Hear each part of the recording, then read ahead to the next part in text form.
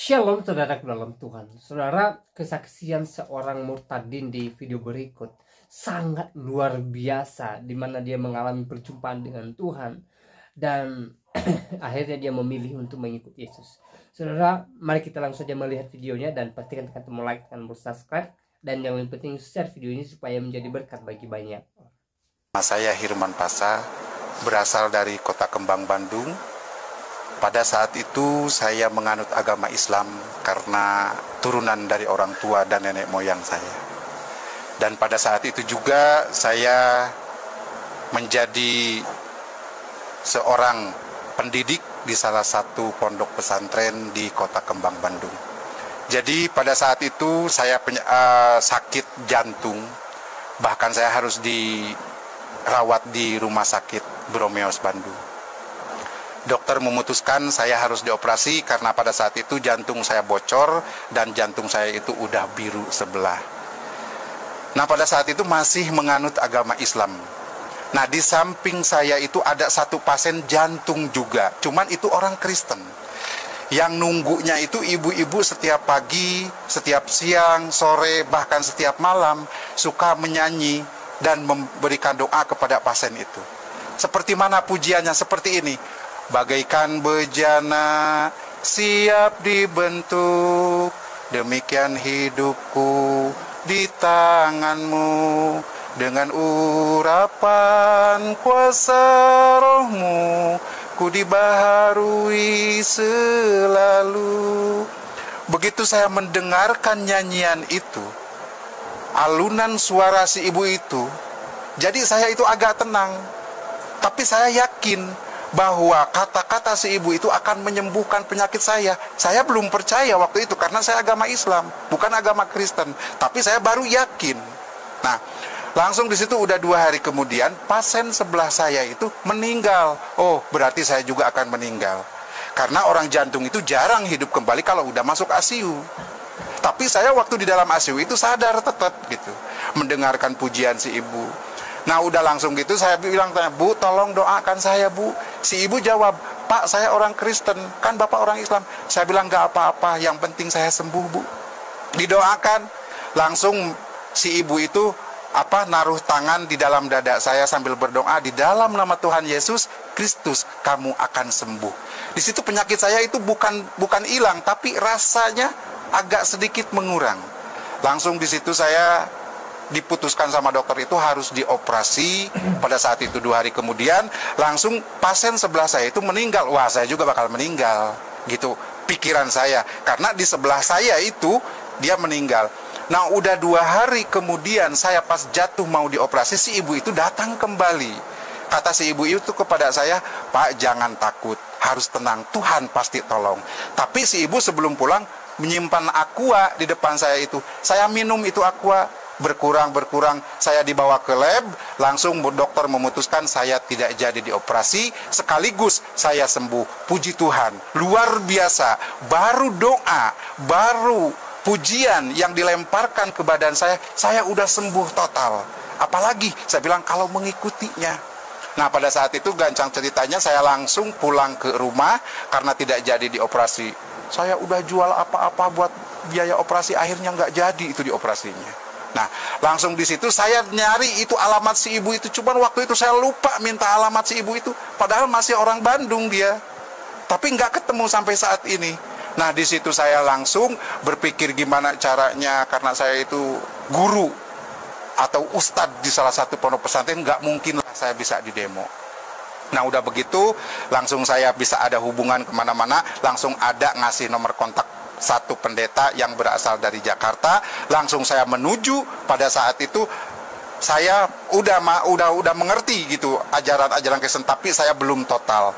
Nah, udah langsung saya tinggal di rumahnya pendeta di Jakarta sampai saat ini udah 10 bulan.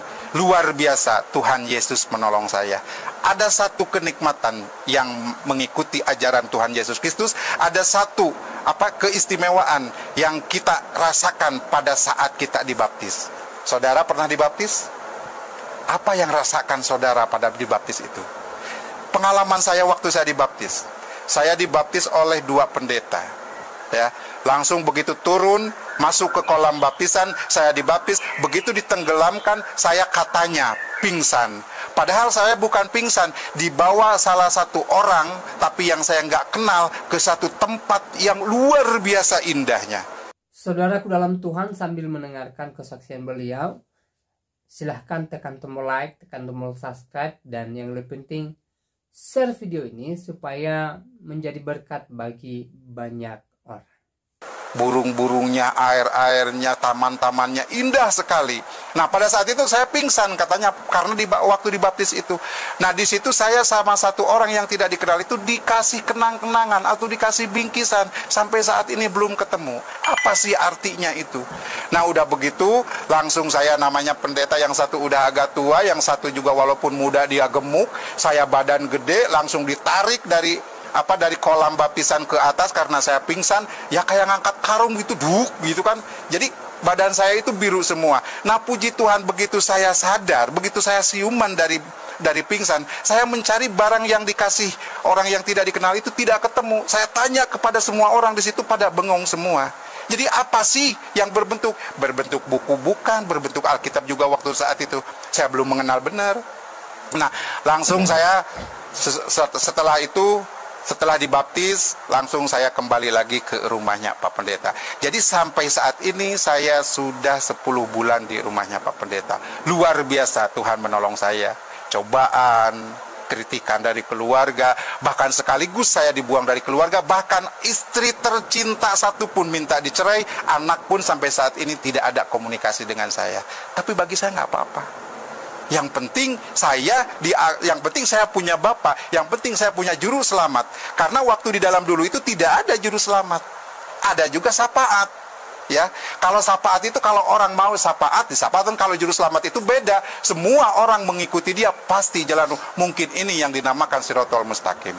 Jalan kebenaran. Saya pernah pernah membaca di dalam satu kitab Tizan Daruri. Kalau di dalam Islam itu tauhid. Ya, kalau di dalam Kristen itu adalah teologi ketuhanan. Di situ di dalam Tijan dikatakan la ilaha illallah iku maujud, la ilaha illallah iku ma'bud. Kalau orang di masjid kan suka baca itu.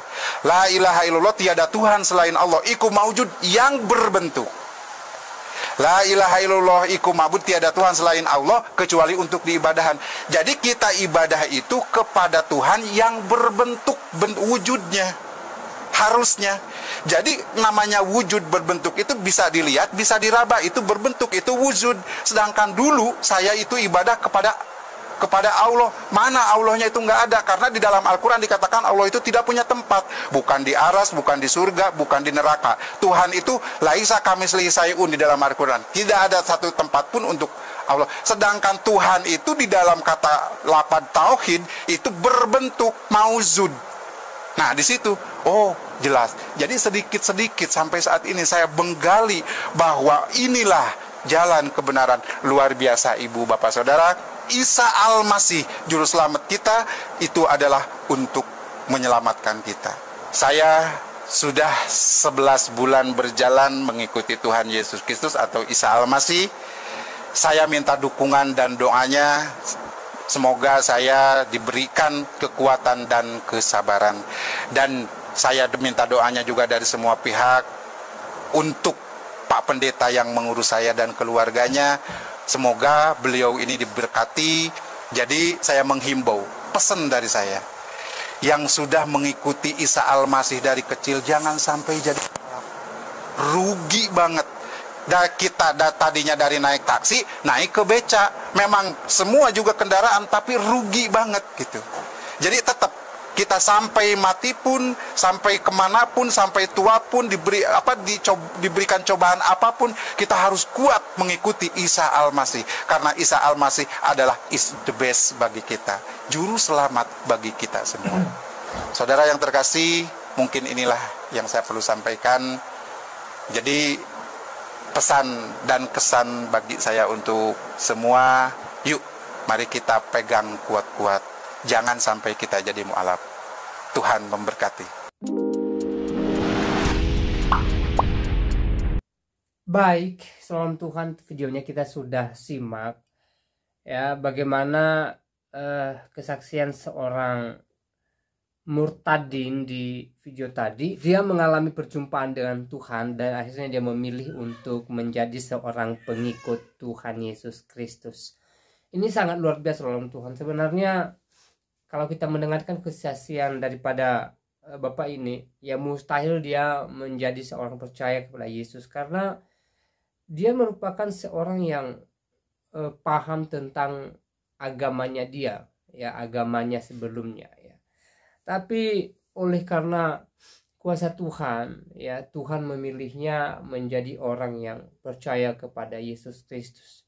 Ini sangat luar biasa. Semoga kesaksian beliau di video tadi memberkati kita, menguatkan iman kita, dan membuat kita semakin teguh di dalam Tuhan Yesus Kristus.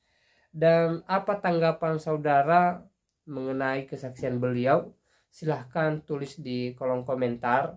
Ya, tuliskan tanggapan yang baik, yang positif, terutama tanggapan yang memuliakan Tuhan dan tanggapan yang memberkati kita semua. Saudara, di kesempatan ini saya mau pesankan beberapa hal buat kita, ya. Apapun yang kita alami hari-hari ini, ya suka duka yang senantiasa silih berganti dalam kehidupan kita, mari kita tetap bersyukur kepada Tuhan, mari kita tetap memuliakan Tuhan, mari kita tetap mengandalkan Tuhan, dan mari kita tetap menyerahkan segala persoalan kita kepada Tuhan. Sebagaimana firman Tuhan, ya serahkanlah segala kekhawatiranmu kepada Tuhan, maka Ia akan meluruskan jalanmu. Artinya Tuhan pasti menolong setiap kita yang senantiasa berserah kepadanya. Hal yang terpenting adalah bagaimana kita tetap bersyukur, bagaimana kita tetap mengandalkan Tuhan, bahkan dalam keadaan susah sekalipun. Ya, saudara, Tuhan tidak pernah meninggalkan kita. Tuhan senantiasa ada bagi kita, sebagaimana janjinya bahwa Dia menyertai kita hingga selama-lamanya. Jadi ketika kita dalam keadaan sukacita, mari kita tetap bersyukur kepada Tuhan, karena sumber sukacita kita adalah Tuhan sendiri. Dan kalau kita ada dalam keadaan duka cita, mari kita tetap berserah kepada Tuhan, percaya Tuhan, mengandalkan Tuhan, karena yakinlah bahwa Tuhan ada buat saya dan saudara. Tuhan senantiasa menyertai kita semua. Nah, saudara dalam Tuhan, ya semoga video singkat ini memberkati kita, menguatkan iman kita, dan juga kesaksian beliau di video tadi menguatkan iman kita. Dan kiranya Tuhan Yesus Kristus nantiasa menolong kita semua. Shalom.